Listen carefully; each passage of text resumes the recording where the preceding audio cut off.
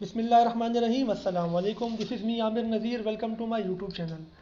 Students, B Com part one के exams हो रहे हैं और पार्ट टू के भी एग्ज़ाम्स हो रहे हैं और पार्ट वन पार्ट टू के तमाम सब्जेक्ट्स के गेस्ट पेपर्स मैं अपने इस चैनल पे अपलोड कर चुका हूँ। तो अगर आप ये तमाम गेस्ट पेपर्स देखना चाहते हैं तो हमारे चैनल को विज़िट करें और इसी वीडियो की डिस्क्रिप्शन में तमाम गेस्ट पेपर्स के लिंक भी मौजूद है, वहाँ से उनकी वीडियोज़ भी देख सकते हैं और डाउनलोड भी कर सकते हैं। आज की इस वीडियो में हम इंग्लिश के गेस्ट पेपर की बात करेंगे। बहुत सारे स्टूडेंट्स का इंग्लिश का पेपर रुका था बीकॉम में, जो अभी तक का क्लियर नहीं हुआ है। तो हम कोशिश करेंगे कि इस वीडियो में कुछ टिप्स दें आपको कि पेपर कैसे करना है आपने, और इम्पॉर्टेंट क्वेश्चंस भी बताएं कि पेपर में आपने किस तरीके से सॉल्व करना है, क्या क्या चीज़ें याद करनी है आपने। तो हमारे इस वीडियो में हमारे साथ एंड तक जुड़े रहिएगा।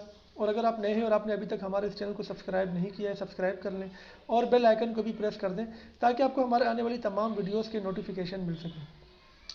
तो स्टूडेंट, सबसे पहले हम इंग्लिश के अगर गेस्ट पेपर की बात करें तो पेपर पैटर्न को समझना बहुत इंपॉर्टेंट है कि इंग्लिश का पेपर किस तरीके से आता है। तो स्टूडेंट्स, ये आपका इंग्लिश का पेपर पैटर्न है जो मैं आपके साथ शेयर कर रहा हूँ। ये जो फाइल आपको नज़र आ रही है, ये फाइल आप डाउनलोड कर सकते हैं। इसी वीडियो की डिस्क्रिप्शन में मैंने लिंक दिया हुआ है इंग्लिश गेस्ट पेपर के नाम से। जब आप उस पर क्लिक करेंगे तो ये आपके पास ओपन हो जाएगा और आप ये डाउनलोड भी कर सकते हैं। क्वेश्चन नंबर 1 आपका 15 मार्क्स का आता है, जो कि अनसीन कॉम्प्रीहेंशन होता है आपका। अनसीन पैसेज भी कहते हैं इसको। अब ये किस तरीके से सॉल्व करना होता है ये मैं आपको बता देता हूँ। ये वो पैसेज होता है जो किसी भी कहीं से भी आ सकता है। ये किसी भी बुक से, किसी भी आर्टिकल से, किसी भी न्यूज़पेपर से आ सकता है। यानी आपकी जो इंग्लिश की बुक है उसमें से नहीं आता, ये बाहर से आता है, ठीक है ना। इसमें क्या होता है, एक पैराग्राफ गिवन होता है और 3 से 4 क्वेश्चंस पूछे गए होते हैं जिसके आपको आंसर करने होते हैं। उसी पैराग्राफ में से आंसर निकाल के आपको अपनी वर्डिंग में लिखना होता है। कुछ स्टूडेंट्स पूछते हैं कि सर एज इट इज़ इसको लिखें या अपनी वर्डिंग में लिखें। एज इट इज़ नहीं लिखना होता, आपको अपनी वर्डिंग में लिखना होता है, क्योंकि आप बीकॉम के स्टूडेंट हैं, आप स्कूल के स्टूडेंट नहीं है, छोटी क्लासेस के स्टूडेंट नहीं हैं। इसमें 3 क्वेश्चन तो आपके मस्ट आते हैं। एक क्वेश्चन आता है टाइटल ऑफ द पैसेज के हवाले से कि टाइटल ऑफ द पैसेज क्या होना चाहिए, यानी इसका क्या नाम होना चाहिए।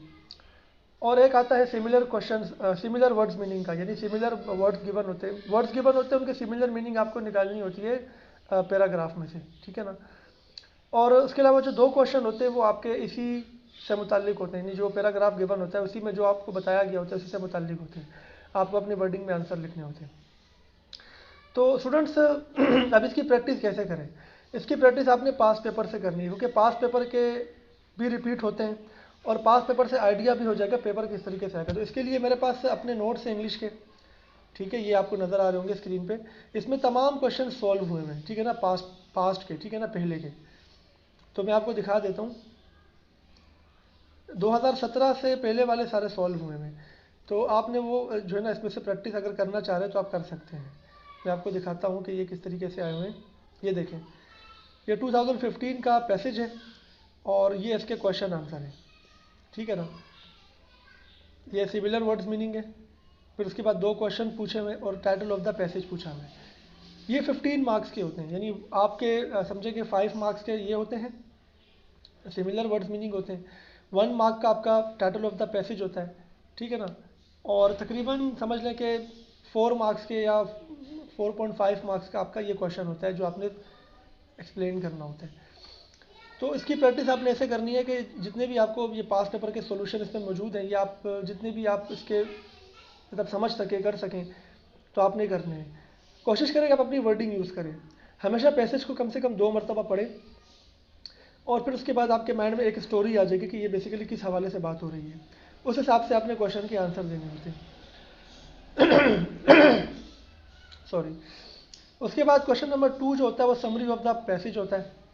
इसी पैसेज का, इसी समरी की आपको समरी करनी होती है, जो कि 8 मार्क्स की आती है। समरी करने का तरीका ये होता है कि आपने मैक्सिमम 40% वर्ड्स के अंदर समरी लिखनी होती है। 40% का मतलब ये है, मतलब 1/3 के अंदर आपने जो है ना, 1/3 वर्ड्स के अंदर आपने उसकी करना होता है। सपोज अगर अगर 100 वर्ड्स का पैसेज है तो 33 वर्ड्स के अंदर आपको उसकी समरी करनी होती है। अब ये कोई हार्ड एंड फास्ट रूल नहीं है कि आपके 33 वर्ड्स एग्जैक्टली होने चाहिए, ये सिर्फ समझाने के लिए। यानी आपने कोशिश करना है कि जो उसका वॉल्यूम है समरी का, वो आधे से भी कम हो। यानी अगर 200 वर्ड्स की का पैसेज है तो 100 वर्ड्स से भी कम में आपको उसकी समरी करनी होती है। जैसे हम कोई मूवी देखते हैं 2 घंटे की, और अगर हम उसकी स्टोरी किसी को सुनाते हैं तो वो हम 10 मिनट में, 15 मिनट में सुना देते हैं। समरी भी आपने ऐसे ही करनी होती है, अपनी वर्डिंग में आपने वही बातें करनी होती हैं तो हर पैसेज की समरी मैंने सॉल्व की हुई है 2015 और उससे पहले के पेपर्स की, उससे आप आइडिया लगा सकते हैं कि करना किस तरीके से है। आप ये देखिए, ये जैसे मैंने आपको पहली आपको अनसीन पैसेज मैंने आपको बताया ना, तो इसकी समरी मैं आपको दिखा देता हूँ। ये समरी ऑफ द पैसेज है, तो ये 4 लाइनों में हुई हुई है, ठीक है ना। ये आप देखिए 4 लाइन्स में हुई हुई है, और इसका जो जो जो कॉम्प्रिहेंशन था ये कम से कम भी देखें 12 लाइनों का है। तो 12 लाइनों को मैंने 4 लाइनों में कर दिया, सेम वही बातें कर दी। अब इसमें 2 चीज़ों का ख्याल रखना है। पहला, रिपीटेशन नहीं करनी होती। पैसेज में कोई बात अगर रिपीट हो रही है तो आपने समरी में उसको रिपीट नहीं करनी है, दोबारा से नहीं लिखना होता, एक दफ़ा लिखना होता है। दूसरी बात है कि आपको सिनोनियम्स का इस्तेमाल करना चाहिए, यानी आपको उस जैसे दूसरे वर्ड्स का इस्तेमाल करना चाहिए, यानी जो वर्ड ऊपर दिया हुआ है ठीक है ना, तो उसके लिए आपको जैसे बैरियर एक वर्ड होता है हर्डल, हर्डल की जगह बैरियर का वर्ड यूज़ कर सकते हैं, डिफ़िकल्टी का वर्ड यूज़ कर सकते हैं, ठीक है ना। और हैप्पीनेस, हार्मनी, ठीक है ना। तो बेसिकली आपने कोशिश करनी है कि वर्ड को चेंज करें, आप सेम मीनिंग के वर्ड आप यूज़ करें, उसके लिए आपकी वोकैबुलरी अच्छी होनी चाहिए। तो ये सारे के सारे जो समरीज हैं ये हर पैसेज के नीचे आपको सोल्यूशन में यहाँ पे नज़र आ जाएंगे। ये नोट्स भी आप डाउनलोड कर सकते हैं, हमारी इसी वीडियो के डिस्क्रिप्शन में मौजूद है। क्वेश्चन नंबर 3 शॉर्ट स्टोरीज के क्वेश्चन आंसर होते हैं। इसमें बेसिकली क्या है कि 5 स्टोरीज हैं, 5 स्टोरीज में से 3 क्वेश्चन आते हैं जिसमें से 2 के आंसर करने होते हैं, जो 10 मार्क्स के होते हैं, यानी 5 नंबर का एक सवाल होता है। इसके लिए मैंने इंपॉर्टेंट क्वेश्चन बताए हुए हैं, वो आप देख सकते हैं। ये देखें, ये स्टोरी का नाम है, स्टोरी के नाम के आगे उसके 3 क्वेश्चन हैं, और इन्हीं क्वेश्चंस के आपको आंसर बुक से मिल जाएंगे। इकरा गाइड बुक आप ले लें या कोई भी गाइड बुक ले लें, उसमें आपको मिल जाएंगे। ये 5 स्टोरीज़ है, 5 स्टोरीज़ के अंदर 2-2, 3-3 सवाल आपने याद करने हैं। इसके अलावा हमारे नोट्स में भी इसके आंसर्स मौजूद हैं, आप देख सकते हैं। ये देखें, स्टोरी नंबर 1 के क्वेश्चन आंसर जो इंपॉर्टेंट है, स्टोरी नंबर 2, 3, 4, 5 सबके क्वेश्चन आंसर मौजूद हैं, तो ये आपको बड़े बेनिफिट होगा इससे। उसके बाद हम बात करते हैं क्वेश्चन नंबर 4 की, सीन कॉम्प्रीहेंशन की। स्टूडेंट जैसे क्वेश्चन नंबर 1 में था अनसीन कॉम्प्रीहेंशन, तो क्वेश्चन नंबर 4 है सीन कॉम्प्रीहेंशन। इसका मतलब ये है कि आपकी जो बुक है इंग्लिश की, उसमें जो चैप्टर्स हैं उसमें से आपको पैसेज आता है, एक पैसेज आता है किसी भी चैप्टर से तो टोटल 5 या 6 चैप्टर्स हैं आपके, और आपने उसी के अंदर से किसी एक से पैसेज आएगा, ये 10 नंबर का होगा। इसमें आपसे वो 3 क्वेश्चन करेगा या 4 क्वेश्चन करेगा। टाइटल ऑफ द टेक्स्ट पूछेगा आपसे, सिमिलर वर्ड्स मीनिंग पूछेगा, और 1 या 2 क्वेश्चंस आपसे पूछेगा जिसके आंसर उसी में से निकाल के आपको एक्सप्लेन करने होंगे। अब इसके लिए भी आपने पास पेपर को फॉलो करना है। पास पेपर में जो आए हुए हैं वही बार बार रिपीट होते हैं, वही आपने करने हैं। तो मैं आपको दिखा देता हूँ, यहाँ पे सॉल्यूशन भी मैंने किया हुआ है, सॉल्यूशन आप देख सकते हैं। सॉल्यूशन मैंने किए हुए हैं यहाँ पे सीन कॉम्प्रीहेंशन के। ये देखिए, सबसे पहले आपने कौन सा चैप्टर करना है, सबसे पहले आपने करना है द एज ऑफ प्रोबोट, ठीक है ना। इसके जो पास पेपर में आए हुए हैं वो पैसेज मैंने इसमें डाले हैं। पैसेज नंबर 1 है, पैसेज नंबर 2, 3, 3 पैसेजेस इसके मैंने डाले हुए हैं। जेंटल जायंट्स ये अगला चैप्टर है आपका, ये सॉल्व हुए हैं इसके passages. The door swings open है, हाउ टू स्टडी, ट्राइपॉड्स और लंदन रूम। 6 चैप्टर्स हैं आपको, ये 6 चैप्टर्स आपने इसमें से सिर्फ वही पैसेज करने जो पास पेपर में आए हुए हैं, और मैंने अपने जो है वो इस नोट्स में उन्हीं पैसेजेस को लिया हुआ है जो कि पेपर में आए हुए हैं। तो ये सॉल्व हुए हैं, तो उसको आप देख लीजिएगा। उसके बाद ग्रामर आपकी 30 मार्क्स की आती है, 5 मार्क्स के आर्टिकल्स, 5 मार्क्स के प्रीपोजिशंस, 5 मार्क्स की correct form of verb, 5 marks की active voice, passive voice, direct indirect आते हैं 5 मार्क्स से। जो लास्ट क्वेश्चन होता है इसका, ये एडजेक्टिव्स भी आ जाते हैं, कभी फ्रेजल वर्ब्स आ जाते हैं, कभी WH क्वेश्चन आ जाते हैं। इनकी प्रैक्टिस ऑब्वियसली आपको पास पेपर से करनी है। मेरे नोट्स में पास पेपर्स के सॉल्व हुए हैं काफ़ी ईयर्स के, तो वो आप देख सकते हैं। अगर हम नोट्स पे जाएं तो नोट्स में हम देखते हैं कि किस तरीके से मैंने किया होगा इसको।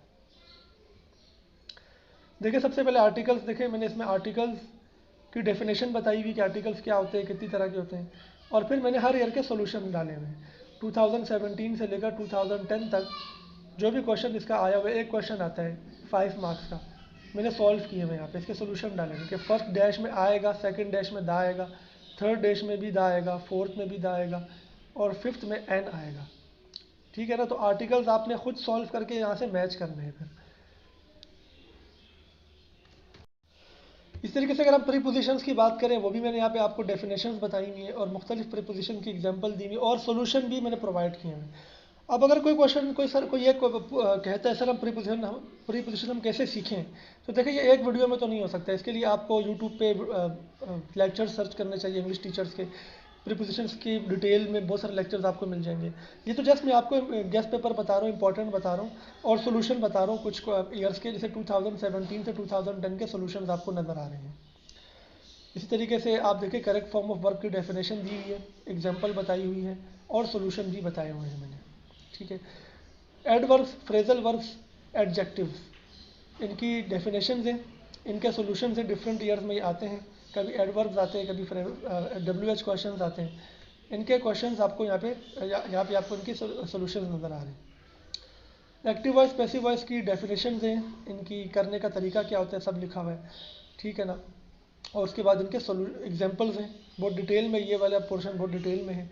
ऑर्डर सेंटेंसेस की डेफिनेशन है और उसके बाद उनकी एग्जांपल्स हैं। इसके बाद आप देखें कैन और कुड वाले क्वेश्चन हैं, शुड वाले क्वेश्चन हैं और सॉल्यूशंस हैं। उसके बाद 2017 से 2010 तक मुख्तलिफ ईयर्स के सॉल्यूशंस हैं।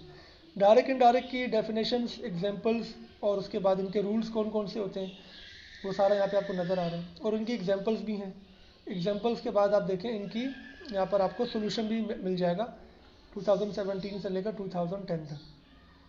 उसके बाद हम बात करते हैं, इसमें आपको ये ऐसे नज़र आ रहे होंगे, ये ऐसे आप इसको आप जो है ना, इसमें बहुत इंपॉर्टेंट चीज़ बताने लगा हूँ मैं। ये ऐसे जो है ना ये पुराने हैं, जो मतलब उस जब मैंने बनाए थे उस वक्त इम्पोर्टेंट थे। उसमें से कौन कौन से अभी के लिए इम्पोर्टेंट है, तो शुरू के जो 4 हैं, शुरू के जो 3 हैं ये सबसे ज़्यादा इम्पोर्टेंट है। ठीक है ना, अब मैं आपको एक ऐसा ऐसे बताने लगा हूँ जो तमाम ऐसे, जो बहुत सारे ऐसे को कवर करता है। मतलब एक ऐसा ऐसे जो आप 10 मुख्तलिफ ऐसे अलग अलग याद करने के बजाय ये एक ऐसे भी याद कर लेंगे तो आपका ये ऐसे हो जाएगा। एन ऐसे on all kinds of evils, किसी भी बुराई पर जब ऐसे आएगा उसके लिए एक ऐसे यहाँ पर मैं आपको पैटर्न दे रहा हूँ और आपने क्या करना है, वहाँ पर नेम ऑफ द ऐसे पुट करना है। जहाँ जहाँ पर आपको ऐसे में नेम ऑफ द ऐसे लिखा हुआ आएगा वहाँ पर आपने उस ईवल का नाम पुट करना है। ये ऐसे कौन कौन से ईवल्स पे लिखा जा सकता है, अनएम्प्लॉयमेंट पे, inflation, poverty, backwardness, street crimes, corruption, beggary, illiteracy, load shedding, terrorism, pollution. Students इस बार स्ट्रीट क्राइम्स बहुत इंपॉर्टेंट है। कराची में आपको पता है कि इस साल स्ट्रीट क्राइम में बहुत इजाफा हुआ और बहुत सारे शहरी बेचारे शहीद हुए रमज़ानुल मुबारक में। ठीक है ना, तो स्ट्रीट क्राइम्स कराची में जो है उस पर आ सकता है आपका ऐसे। अब ऐसे आप अगर देखें यहाँ पे आपको नज़र आ रहे हैं। ठीक है ना, एन ऐसे on all kind of evil. इसमें आप देखिए नेम ऑफ द ऐसे लिखा हुआ है जगह जगह, नेम ऑफ द ऐसे, नेम ऑफ द ऐसे, नेम ऑफ द ऐसे, नेम ऑफ द ऐसे। अगर आप टेररिज्म पे लिख रहे हैं तो आपने नेम ऑफ द ऐसे को रिप्लेस कर देना है टेररिज्म से, जगह जगह आपने टेररिज्म लिखना है। ठीक है ना, तो ये उम्मीद है अगर आप ये एक ऐसे कर लेंगे तो कोई ना कोई ईवल तो आ ही जाएगा पेपर में, कोई ना कोई बुराई के ऊपर ऐसे आता है वो आप लिख लेंगे। अदरवाइज ये दूसरे ऐसे भी याद कर सकते हैं, सोशल मीडिया, इंटरनेट हो गया। ठीक है ना, और इम्पोर्टेंस ऑफ कॉमर्स एजुकेशन है, ई कॉमर्स आ सकता है पेपर में, ई कॉमर्स, ई बैंकिंग, और इसराइल फ़लस्तीन वार के ऊपर आ सकता है। तो ये हमारा ऐसे वाला पोर्शन था जो क्वेश्चन नंबर 6 है। ऐसे आपका 15 मार्क्स का होता है। अच्छा, अभी के लिए मैं आपको इंपॉर्टेंट एसेस भी बता देता हूँ। ये देखिए अभी के लिए इंपॉर्टेंट एसेस ये हैं। Economic conditions of Pakistan, is Pakistan going to be defaulted, how to avoid it, inflation, political instability in Pakistan, future of democracy, और इसी को लेकर इलेक्शन 2024 पे भी आ सकता है। Political instability, future of democracy, election 2024, ये एक ही तरह के टॉपिक हैं, इस पर एक ही तरह का ऐसे आप याद कर सकते हैं। सोशल मीडिया या internet, world cup 2023, e marketing, e commerce, Israel फ़लस्तीन conflict, global warming, women empowerment. आप ग्लोबल वार्मिंग को हटा सकते हैं, इसकी जगह वीमेन एम्पावरमेंट याद कर लीजिएगा। अदरवाइज अगर आप ये शुरू के 6 भी कर लेते हैं और मैंने आपको एक ऐसे बता दिए on all kind of evil, तो आपका तो आराम से एक ऐसे हो जाएगा। ठीक है ना, उसके बाद लास्ट जो क्वेश्चन होता है आपका पेपर में वो होता है CVN कवरिंग लेटर और a letter to the editor of the newspaper. देखिए जो letter to the editor of newspaper है ये वाला तो आपने छोड़ देना है। इसकी वजह यह है कि ये किसी भी टॉपिक पे आ सकता है। ठीक है, तो letter to the editor of newspaper किसी भी टॉपिक पे आ सकता है। इसके बजाय आपने क्या करना है, CVN कवरिंग लेटर करना है। अच्छा स्टूडेंट्स, ये आपका 12 मार्क्स का होता है। ठीक है ना, ये आपका कितने मार्क्स का होता है? 12 मार्क्स का होता है, CV एंड कवरिंग लेटर मिलाकर। कवरिंग लेटर का मतलब है कि आप जॉब एप्लीकेशन बेसिकली आपको लिखनी होती है। इसके लिए मेरे नोट्स में पैटर्न मौजूद है, ठीक है ना। ये देखिए आप, ये आपकी CV बनेगी इस तरीके से, इसी पैटर्न पे। CV में कुछ चीज़ों का ख्याल रखना होता है। आपने जो भी एड्रेस लिखना है या जो भी मोबाइल नंबर लिखना है, ये फेक लिखना है। आप अपना नाम यूज़ कर सकते हैं, लेकिन एड्रेस और मोबाइल नंबर फेक लिखना है। जॉब ऑब्जेक्टिव आपका एज इट इज़ आएगा। प्रोफेशनल एक्सपीरियंस आपने क्या करना है, जो पेपर में आपको क्वेश्चन वो देगा ना, जैसे आपसे वो कहेगा कि के CV चाहिए अकाउंट्स मैनेजर के लिए या मार्केटिंग मैनेजर के लिए, या CV चाहिए HR मैनेजर के लिए, या इस तरह की कोई भी पोस्ट वो आपसे कहेगा, तो एक्सपीरियंस आपने वही मेंशन करना है जो कि रेलिवेंट एक्सपीरियंस हो। रियल एक्सपीरियंस नहीं डालना। सपोज अकाउंट्स मैनेजर के लिए आप अप्लाई कर रहे हैं, 5 ईयर्स एक्सपीरियंस मांगा हुआ है, यहाँ पर आपने 5 ईयर्स एक्सपीरियंस मेंशन करना है एज एन अकाउंट्स मैनेजर, या असिस्टेंट अकाउंट मैनेजर्स का भी मेंशन कर सकते हैं कि भाई पहले अभी हम असिस्टेंट अकाउंट मैनेजर हूँ, अपने अकाउंट्स मैनेजर के लिए अप्लाई कर रहा हूँ।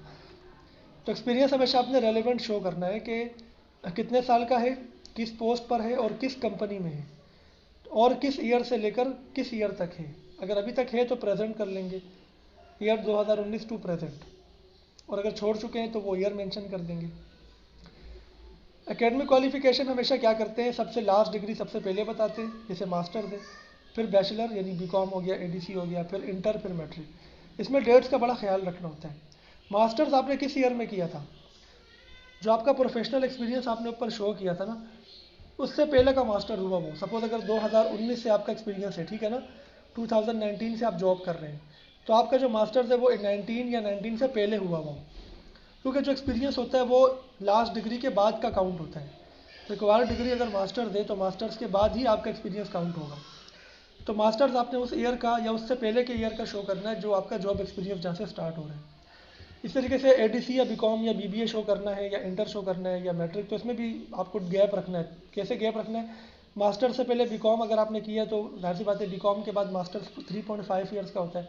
अगर 2018 का मास्टर्स है तो 2014 का BBA होगा या BCom होगा, 2012 का इंटर होगा, 2010 का मैट्रिक होगा, यानी ये 2-2 साल का गैप होना चाहिए।